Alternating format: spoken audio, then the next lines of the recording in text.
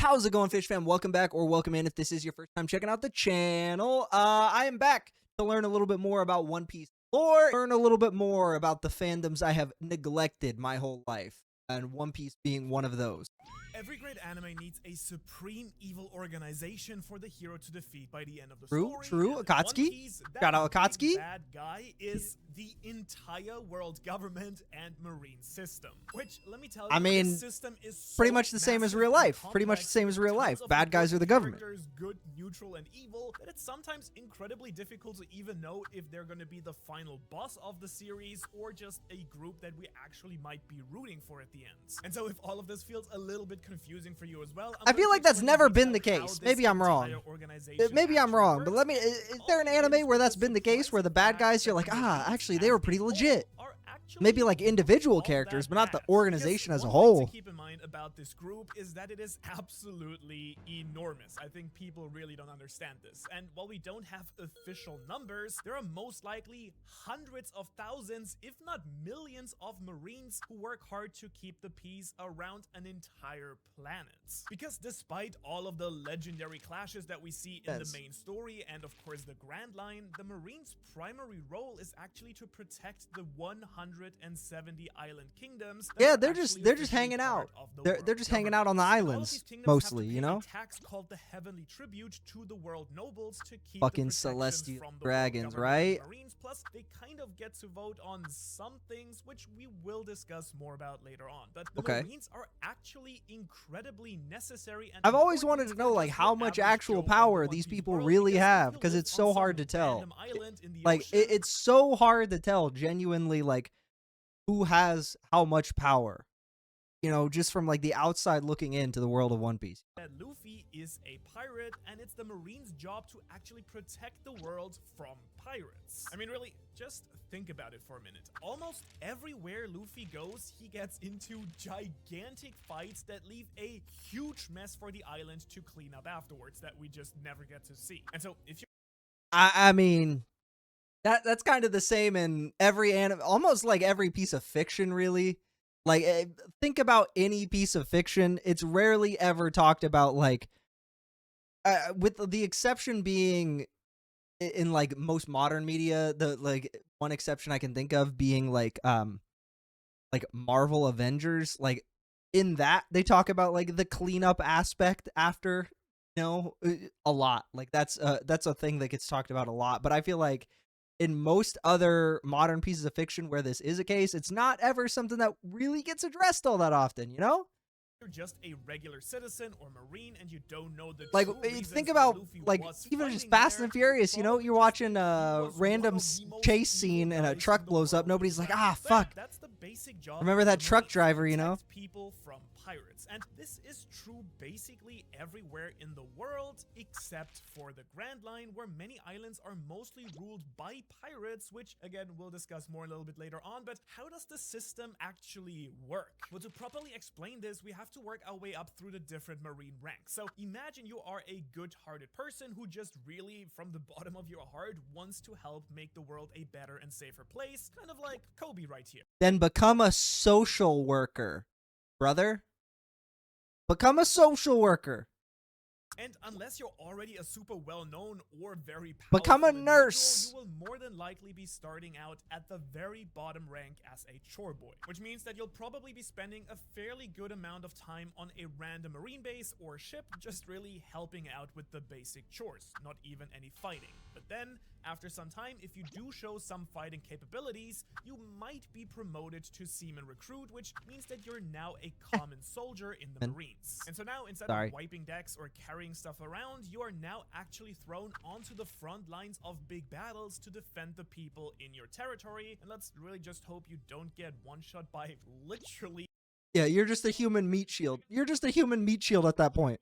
Directly under a Marine captain, which makes her second in command of the entire Marine base in Loketown, which is quite impressive. And so, just like Toshigi here, which is her name, you can have a... Hey, I did watch live action over on my main channel with my boy Jay. But let's now jump into the actual commissioned officers, starting off with Ensign Officer rank. Now, we're going to stick with Toshigi for this rank because when we saw her back during the post-Ennis Lobby arc, she had recently actually been promoted to just this rank, which, to be fair, I'm not sure how much authority this gave her, but I'd assume that she can at least give orders to a larger group of Marines, and they likely have a certain area of the sea to patrol as well. Got you.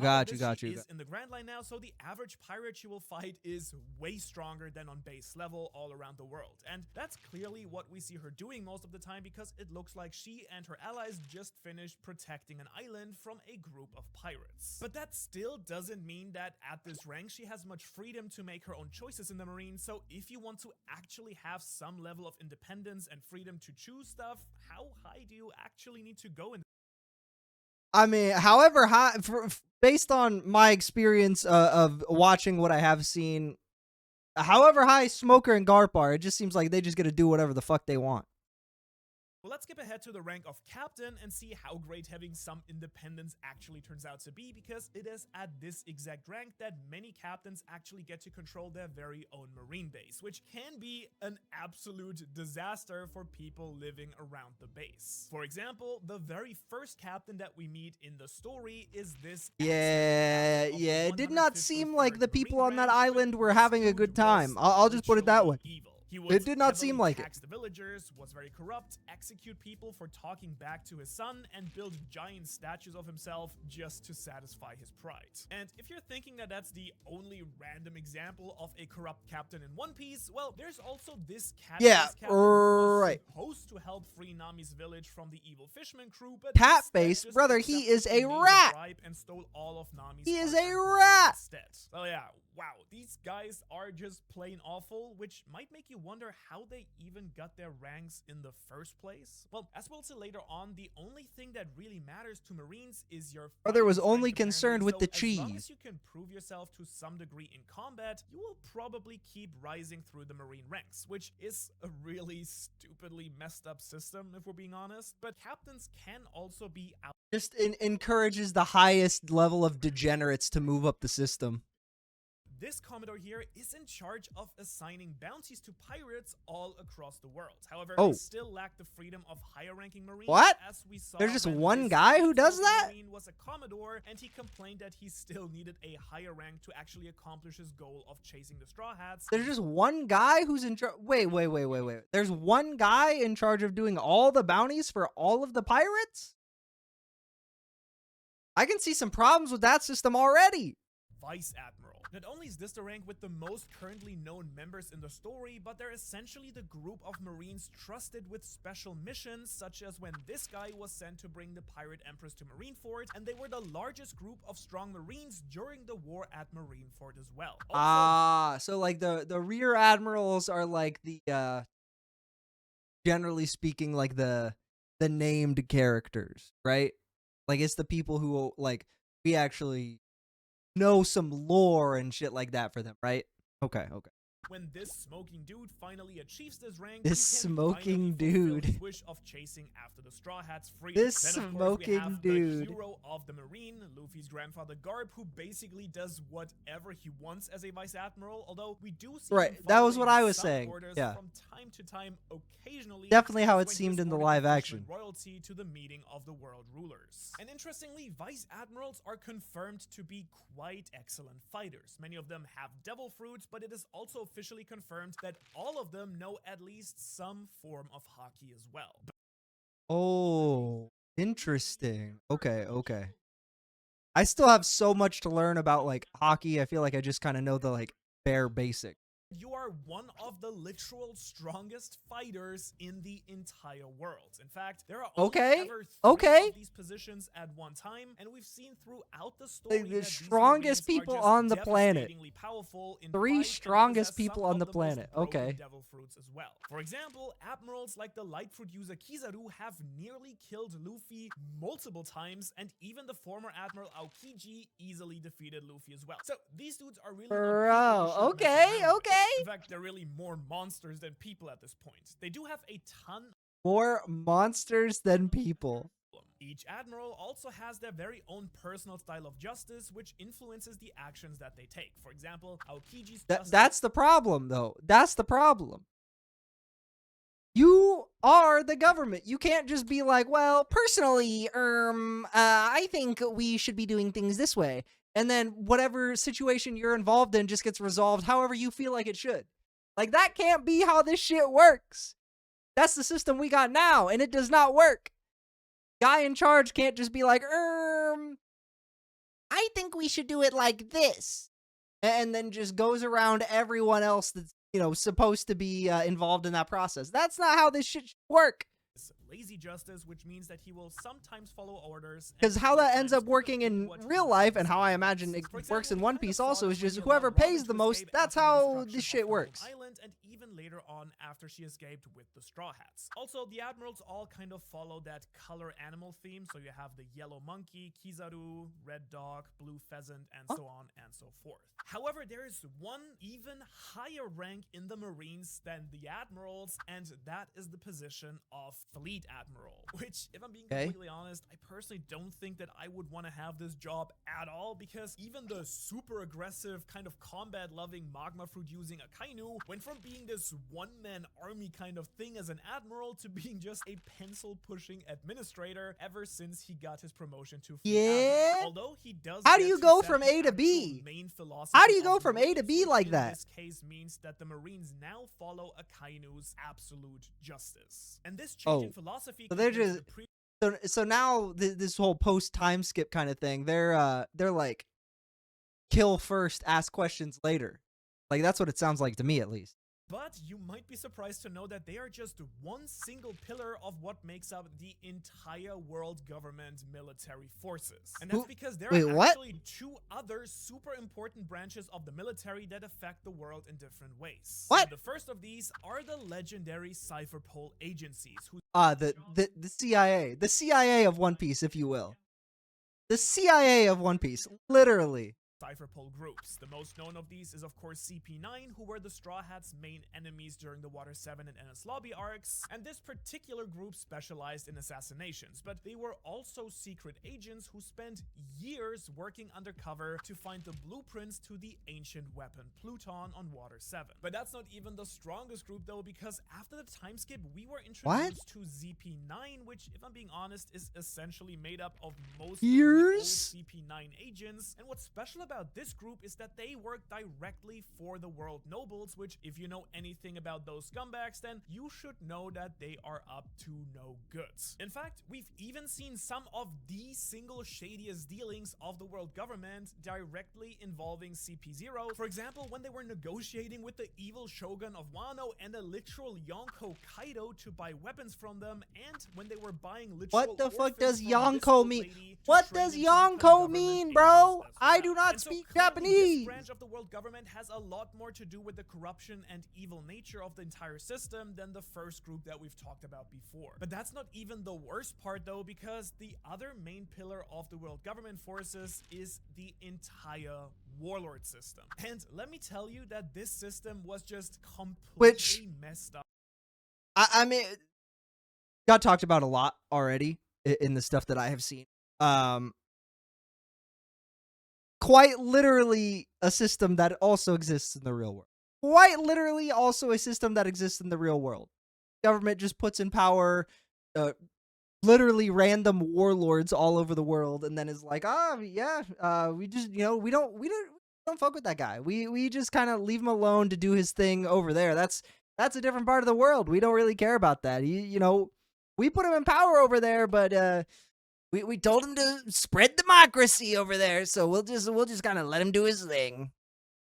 Now, if you don't know, the way that this works is that the world government invited certain pirates to work with them. And so once a pirate becomes a warlord, they basically get to do whatever they want without any consequences, being free from the Marines. For example, the warlords Crocodile and Doflamingo essentially decided to take over entire kingdoms, but the Marines were restricted from doing anything to stop them. However, in exchange for this level of freedom, the warlords then must fight for the world government whenever they are being called upon. And we really only ever saw this happen once in the story during the war at Marineford, where the warlords actually had to help the Marines fight against the Emperor Whitebeard. And of course, this is the perfect time to also mention that the Marines, the warlords, and the Yonko make up what is the so-called three-power system of the One Piece world. And the idea here is that the combined strength of the Marines and the warlords kind of helps balance out the immense power of the emperors. And with this balance, the strongest pirates usually end up staying within their territory. Oh, so is Yonko emperors? Is that what it is? Thrown completely okay. chaos, which worked out somewhat well, I'd say, until the warlord system was just completely thrown in the garbage because of the awful things that some of the warlords had done. It's actually the commander-in-chief of the world government,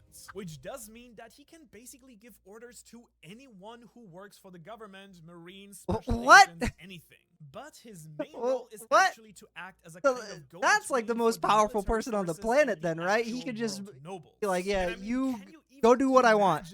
What? Insane amount of just ridiculous requests that this man must be getting from the world nobles. Because if the entire group of world nobles are just half as crazy as the ones we've already met, then they have got to be the most selfish, idiotic, spoiled group of individuals on the entire planet. Which you might be wondering, how standard rich guy shit though. Standard rich guy shit to be in charge of the world in the first place. They're just rich, right? Is that these people are the descendants of the original 20 kingdoms who ended up founding the World Government Organization over 800 years ago. 800 years, bro. And since that time, the world we gotta move on. We gotta let that shit go. Where they hold absolute power. What are you talking about 800 years ago, bro? Come on. Let that shit go. We gotta move on. Freedom to keep slaves, kidnap, murder, and waste stupid amounts of money on ridiculous things with literally zero consequences. So like the ruling class of the real world. Got it. Perfectly makes sense, actually. That perfectly makes sense. That's how shit is in the real world. Seem to actually have some of their own laws that they must obey and follow as well, and we only know that because recently in the manga we were introduced to a brand new group of government soldiers called the Holy Knights of God. And this specific how deep does One Piece go? What are you talking about? We got the Holy Knights of God. We got the Holy Knights of God? We got the Knights Templar in this shit? What is going on, dude? Crucify one of their own for a certain crime. Which, honestly, it Holy seems shit. impossible that something like this could happen to the untouchable figures, but these Holy Knights are not even the highest-ranking world nobles out there. And that's because what? The main group of nobles what do you we mean? always see making big decisions for the entire world are these 5 old men right here. These are the so-called Gorosei, often translated as the 5 Elder Stars, though as we now know, it's more likely that it's actually the 5 Elder Planets. And of course, this is where the corruption... What do you mean more likely the 5 Elder Planets? Why does the distinction between stars and planets matter? This is a show about pirates. How could that possibly matter?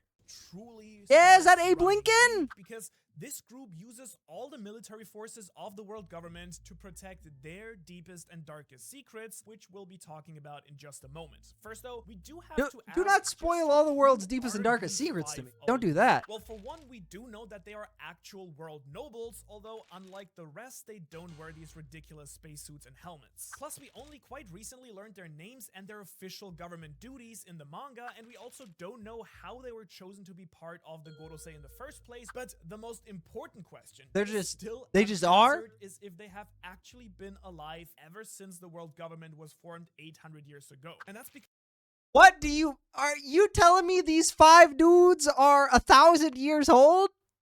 What are you talking about? What are we talking? These guys have been alive 800 years? What are we talking about, bro? What? A long time, kind of as immortal gods who just view the races and wars of the world as playthings. But then again, if they actually are immortal, then surely someone would have noticed if these dudes ever age, since they are sometimes seen meeting with other people. However, that's not even the most mysterious part about them, because as we've been shown throughout the entire story, the Gorosei will do anything to protect the secrets of the Void Century. Now, if you don't know, this is a time period that occurred between 9 and 800 years ago, but but all history of it has been literally erased from the entire world. That means there is no But how is mention that of possible? anything during this How time. is that However, possible? there's one big exception to this, and that is these unbreakable stone writings called poneglyphs, which actually record the true history of the Void Century. Plus, they do point towards the direction of Laugh Tale, the final island, which does contain the One Piece treasure. So yeah, these things are a serious problem for the Gorosei, which makes it a little bit odd that after 800 years, they still haven't managed to go around and collect all of these stones. But whatever the Well, maybe true they aren't history 800 actually years is, it old will then, or else they not probably be would have done it as by now, shocking no? as the ultimate power of the world government. By the way, a major spoiler warning here if you aren't quite caught up to the latest start of the Wano arc. Okay. We're gonna skip. We're gonna skip slightly. Listen, like I said, I am interested in One Piece. Very interested. Invested, some would say. And this up here is a steel trap. So I don't want anything ruining that journey, you know? I feel like additional context and information like that is fine, but getting major plot points is a whole different thing, you know? Supposed to be a government where 170 kingdoms from all across the world come together every 4 years to vote on important issues is in truth controlled by the world nobles, who again are just puppets for this mysterious figure who we are still waiting to learn a lot more about. You can really kind of think about it like a bad apple, where on the outside it looks very pretty delicious and shiny, just like most of the Marines are actual good people, but once you get to the inside of the apple, it turns out it is completely rotten to the core, literally. But wait, even though we've now reached the literal top of the world government structure, there are still some other really Who the important fuck details is that we need to guy? mention. First is that the government also controls the justice system, which does include the Justice Island of Ennis Lobby, where criminals are tried in Right. court, which is completely corrupt, by the way, before being then sent to the corrupt justice system, that would never happen. That would never. A corrupt justice system would never happen.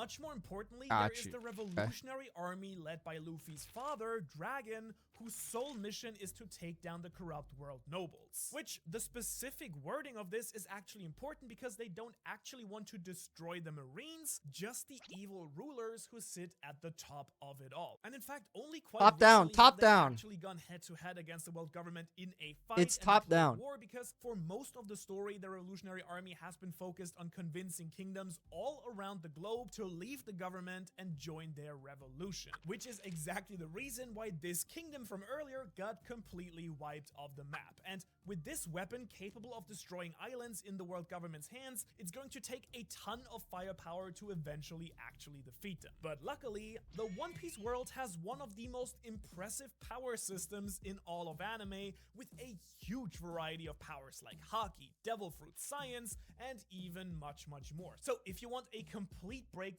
of the incredible and complex power system of So if you haven't seen it, go watch it. Go watch it. But yeah, no, dude, I just love videos like this where I get more like context and information about what's going on like behind the scenes shows and worlds, things like that I'm interested in. I really like stuff like this, you know. I feel like and especially something like One Piece where there is so much history and so much complexity to the story. Like videos like this are just so interesting. I feel like there could be a whole rabbit hole that someone could just go down getting information. You know, let me know if there are any other videos like this that I should check out. If you haven't seen any of my other One Piece videos, go check those out. Also, I do episode reactions on my main channel, which should be linked in the description. If it's not, it's linked on this channel. So go check those out if you are interested in episode reactions and things like that. But yeah, I think that's gonna be it. See you guys on the next one. Peace. Hey, if you like this video, then YouTube says that you'll probably like this video that's on the screen right now. So you can go ahead and hit that video. Look, go ahead. This is one right here.